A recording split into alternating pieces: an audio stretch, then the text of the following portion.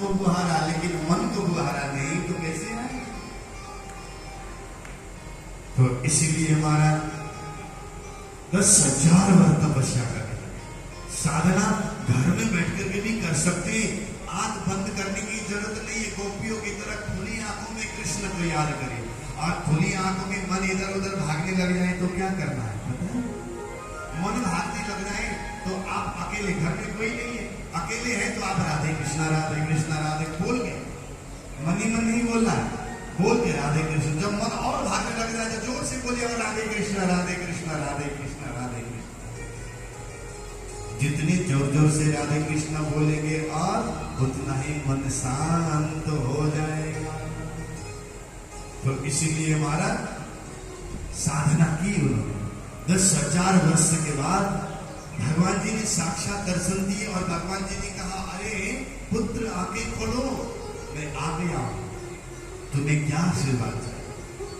तो यहाँ कर्दम ऋषि ने ऐसी बात भगवान जी से ऐसा आशीर्वाद उन्होंने लिया, सुनकर के हम सबको हंसी आएगी, लेकिन भगवान जी के आंखों में अश्रु की धारा निकल गई। उन्होंने क्या कहा कि प्रभु 10,000 वर्षों से मैं आपकी साधना में लीन हूं, आज आपने दर्शन दिया है, अगर आप मुझे देना चाहते हैं तो मुझे लायक पत्नी दे दीजिए। इस भोलेपन को देख करके भगवान की आंखों से अश्रु की बूंद गिरने लगी, और वही जो अश्रु की टिपा यानी कि बूंद गिरी है ना, आज उसे बिंदु सरोवर के नाम से जाना जाता है।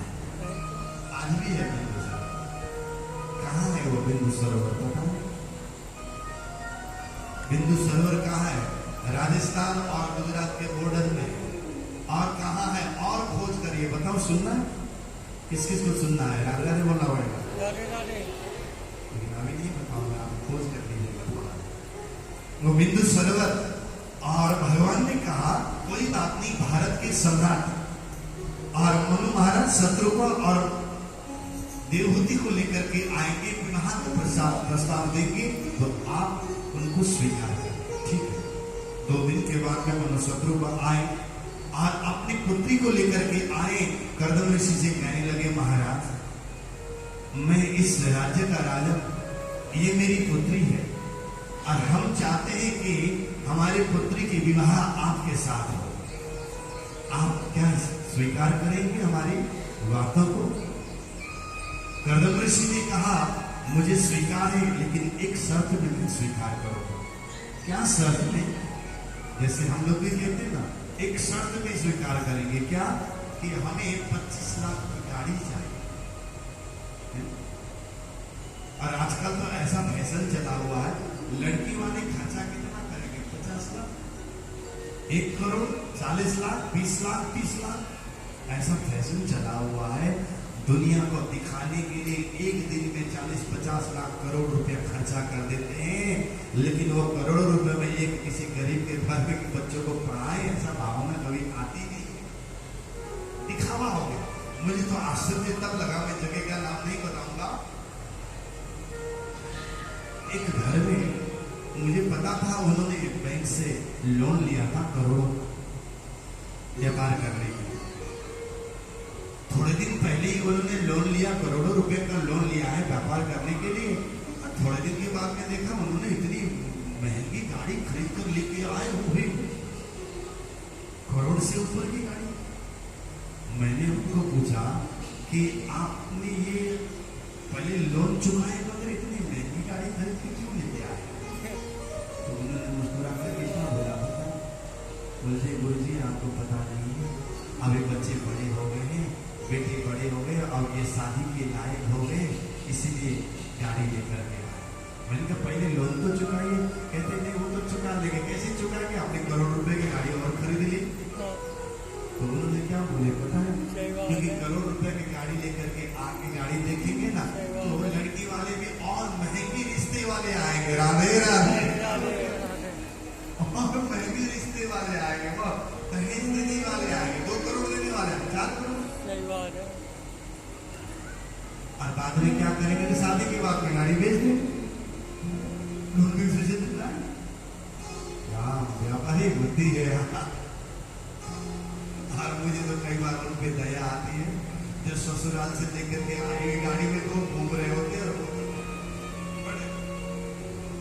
देखिए उस गाड़ी में घूमे, अपने मेहनत से कमा करके गाड़ी में घूमे ना, कोई दहेज की गाड़ी में घूमे, उनकी कोई इज्जत है? सही बात है। बताइए ना, मोटरसाइकिल में घूमे। इसलिए सबसे बड़े दहेज जो है ना, जिस माँ ने 9 महीने तक गर्भ में जिस बेटी को रखा, पता है आपको, पुत्र से तो प्रेम होता ही होता है, लेकिन माँ को और पिता को बेटी से थोड़ा सा ज्यादा कहीं ना कहीं किसी को थोड़ा प्रेम इसलिए ज्यादा, थोड़ा सा किसी कोने में इसलिए होता है कि बचपन से वो बड़ी हो रही होती है ना, उसी समय से माता पिता ये सोचते हैं कि वो तो इस घर में नहीं रहेगी, कैसे घर में चली जाएगी, कैसे पति मिलेंगे, पता नहीं क्या होगा, क्या करेगा। जितना सुख देखना चाहे इसको अभी सुख दे, जो भी मांगे उसकी इच्छाएं। और जिस कलेजे की टुकड़े को 25 साल तक प्यार करके, 24-25 साल तक प्यार करके रखा, पढ़ाया लिखा, आया उसको लाखों करोड़ों रुपए खर्चा किया, और वो कलेजे की टुकड़ी आपको दे रहे हैं, उससे बढ़कर के कोई दहेज हो सकता है? फिर भी आप ऊपर से और दहेज मांग रहे हैं। कर्दम ऋषि ने कहा, मुझे एक शर्त है, मुझे क्या चाहिए? कहते हैं मैं संन्यास लेकर के जब जाने लग जाऊंगा, एक पुत्र प्राप्ति के बाद मुझे रुकना नहीं चाहिए। क्या देवहूति राजकुमारी, आपको यह मंजूर है? देवहूति ने कहा, मुझे मंजूर है, कोई बात नहीं, आप संन्यास लेकर के हिमालय चले जाइए, मुझे कोई परवाह नहीं। तो यहां महाराज बड़े धूमधाम से विवाह हुआ। लग्न के बाद, विवाह के बाद 12 वर्ष तक साधना करने लगे। 12 वर्ष तक विवाह के तुरंत पश्चात दूसरे दिन तक जैसे ही ध्यान में बैठे, 12 वर्ष के बाद में आंखें खोल करके देखा तो एक दुबली पत्नी कोई देवी सामने खड़ी। कर्दम ऋषि ने पूछा, देवी आप कौन हो? ये मेरी सेवा में उपस्थित है। तो उस देवी देवहूति कहती है कि स्वामी आप मेरे स्वामी हैं, आप साधना में लीन हो गए और मैं सेवा में लीन हो गए। आप साधना कर रहे थे, मैं सेवा कर रही थी। बड़े बदलत हो गए। अच्छा आप देवहूति हो? कि हाँ स्वामी। बड़े प्रसन्न हो, और उनकी मन की बात जान करके ऋषि प्रसन्न होकर के और उसी बिंदु सरोवर में उन्होंने डुबकी लगाई, और डुबकी लगाते ही 16 वर्ष के हो गए, और 16 श्रृंगार धारण करके 7 द्वीप और 9 खंड में भ्रमण करने लगे। तो 9 कन्याएं हुई। और कर्दम ऋषि ने कहा, अब मैं जाऊं हिमालय की तरफ? माता देवहूति ने कहा, स्वामी आपने तो कहा था पुत्र प्राप्ति की 9 वर्ष के बाद आप घर छोड़ करके जाए, अभी तो पुत्र तो हुए ही नहीं। तो यहाँ कर्दम ऋषि कहते हैं, अरे देवी मैं संन्यास लेकर के इसलिए जाने वाला था क्योंकि आपके गर्भ में जो बालक है ना, वो साधारण बालक नहीं, ये स्वयं साक्षात भगवान नारायण इस धरती में आ रहे हैं। तो महाराज गदगद हो गए।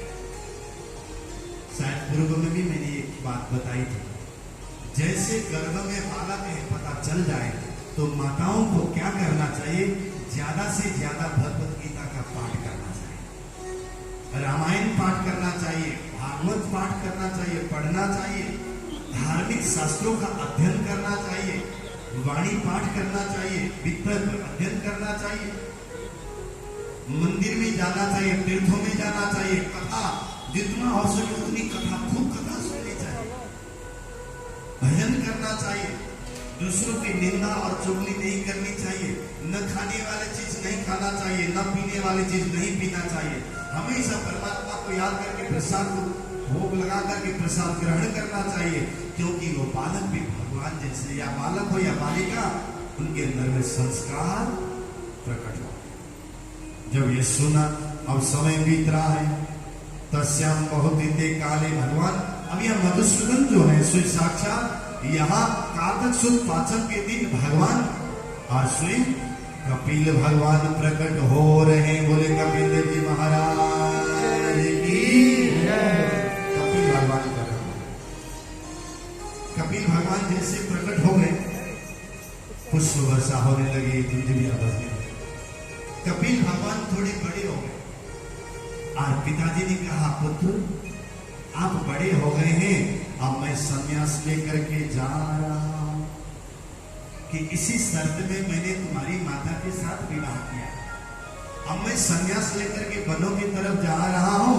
जिस दिन आपकी माता को ज्ञान की जरूरत हो, जिज्ञासा हो, तो उस समय में माता को ज्ञान देना। कर्दम ऋषि ने और ये आज्ञा देकर के और जिज्ञासा उत्पन्न हो तो ज्ञान देना, ये कहकर के जंगल में प्रवेश कर गए। और पुत्र ने कहा, जी पिताजी, माता तुम्हें ज्ञान की जिज्ञासा हो तो मैं उनको ज्ञान दूंगा। क्योंकि कर्दम यहाँ कपिल भगवान तो स्वयं भगवान नारायण के अवतार है। सांख्य दर्शन लेकर के आए, संख्या से परमात्मा को कैसे पाया जाए। जैसे 1 2 3 4 5 6 7 8 9 10 सबसे पूर्ण अंक है ना, कौन सा है पूर्ण? 9 पूर्ण अंक है। क्योंकि 9 के बाद में 10 आता है, एक आएगा, फिर 0 आएगा, 11 दो 1 आए, 12 में 1 और 2 आया, 9 पूर्ण अंक। इसलिए 9 वर्ष में गए और 9 के विषय में और ज्ञान की श्रवण करेंगे। जंगल में प्रवेश करके तो इसीलिए माता देवहूति ने एक दिन अपने पुत्र को भगवान नारायण समझ करके उच्च आसन में बिठा करके और चंदन किया, अभिनंदन किया और हाथ जोड़ करके प्रणाम करके क्या प्रश्न किया जो हम सब के मन में वही प्रश्न है। उन्होंने कहा, हे पुत्र, इस संसार में मैं सुख भोग कर रही हूं, लेकिन मेरे मन में शांति नहीं है। मैं थक गई हूं हे भूमन। असत इंद्रियां तृष्णा, ये असत इंद्रियां जो है ना अपने अपने तरफ खींच रहे हैं। 5 ज्ञानेंद्रिय, 5 कर्मेंद्रिय खींच रहे हैं। इसीलिए हे मेरे पुत्र, हे मेरे भगवान नारायण, और इस मन को बस में कैसे किया जाए और आत्मा की मुक्ति कैसे होगी, मुझे बताइए ना, मुझे ज्ञान दीजिए आप।